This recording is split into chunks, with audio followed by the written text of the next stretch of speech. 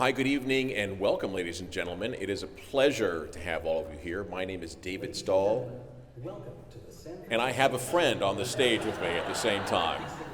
Performers and your fellow audience members, please make sure you have turned off any cell phones, pagers, beepers, or other electronic devices you may have with you. And please, take a moment to locate the exit door nearest you in the event of an emergency.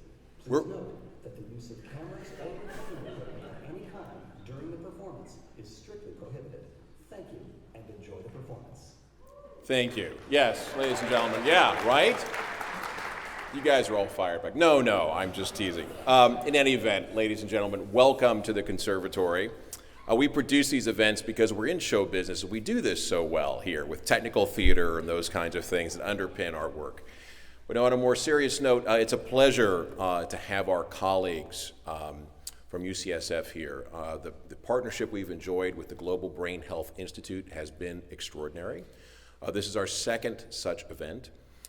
We realized quite some time ago that the work that we're doing in music, as we think about music and the role it plays in people's lives, both in the way that we educate our children and inspire our children, the way that music plays such an important role for us as adults throughout our lives, and also the role that music plays at the end of life.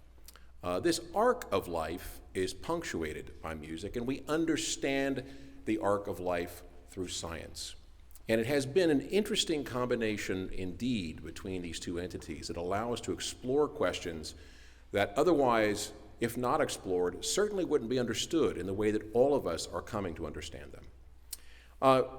I would leave you with a couple of ideas to consider on tonight's talk. You're going to hear from some of what I find to be the great minds in the world thinking about these issues around dyslexia. I can't say enough about our colleagues at UCSF. For those of you who seek out care there or seek out the work they do in the community, I can only tell you I've never worked with a more dedicated group of physicians and researchers, and I want to offer all of them a round of applause for the work they do for our community.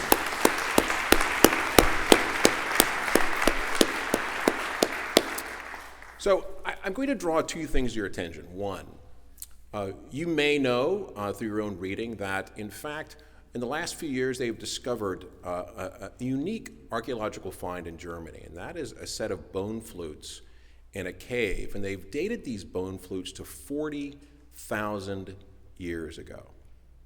That means at a time when we were literally in a fight for our lives, we decided we wanted to build instruments.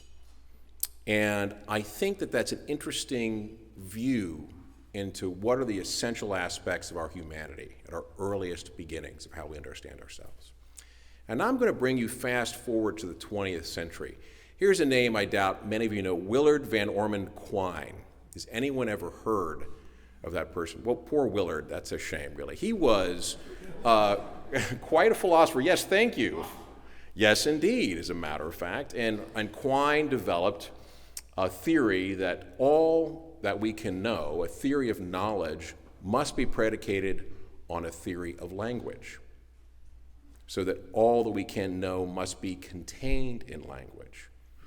Now, the interesting thing is that we say that music is a universal language, but are things that we can only know as human beings through music.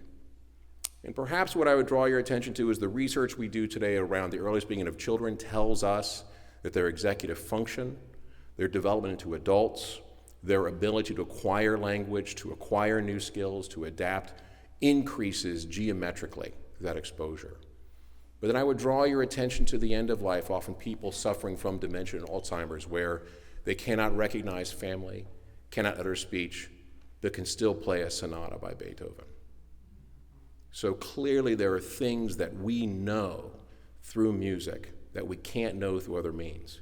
This relationship of self and the brain in science is worthy of our attention, and that is why we are here tonight in this particular auditorium at this time.